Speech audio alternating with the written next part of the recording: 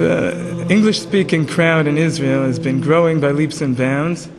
At this stage, with the entire Ramat Beit Shemesh community, Ramat Eshkol, and in further places like Ranana, etc., it's necessary to make events that speak to them in their own language. Everyone that comes from a different culture finds things more meaningful when they're done in their own language and also in the style of their culture.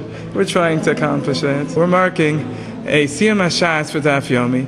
Daf Yomi was instituted by Rabbi Meir Shapiro in about 1923, when all the Torah giants gathered together and decided what would be a useful institutions for the Jewish people.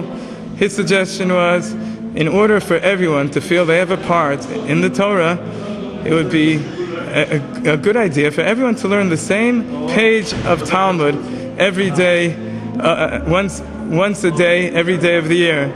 He prepared a program which would take 7 years to finish, and he lived to see that goal when he celebrated the first Siyum in not long before the Second World War in Lublin. Now, back in Lublin, you have people celebrating, but not only there. In New York, in New Jersey, we had 100,000 people approximately celebrating in one stadium. And over here in Israel, I don't know of either a shul, a synagogue, or a institution of any sort that hasn't made their own Siyum HaShas party. So you mentioned that this is for the Anglo community. How about the learning process itself? What do we see? I mean, we're talking about sometimes a language barrier, also Hebrew, also Aramaic. Obviously, it's correct. A shiur, a lecture which is given in English, would be certainly more appropriate, because besides having to translate the Hebrew to English, they have to translate the Aramaic to the Hebrew when they start.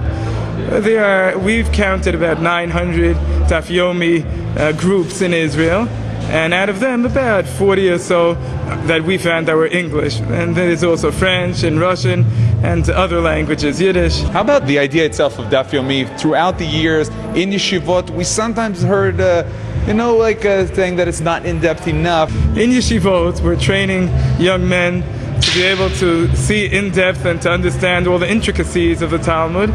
For them, it's obviously much better to dwell on a certain page and take their time until the rabbi could explain to them the ways to understand it, to dissect it, and to reach the deeper meaning of it. And the Talmud's depth, I can't testify about the Talmud, but from what I've seen, it's about endless. And in fact, the Talmud itself tells us that the Torah giants that wrote the Talmud commented in the same way. So that's as far as in yeshiva. But when you go out of yeshiva, you don't have the liberty necessarily to dwell as much on the same part of Gemara, but you do have to have a connection.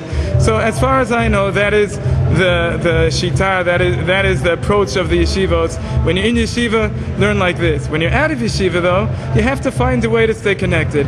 If you could stay connected learning in depth through a shiur, that's certainly best. But if you see that's not working, you got to stay connected. Daf Yomi is an excellent medium for doing that.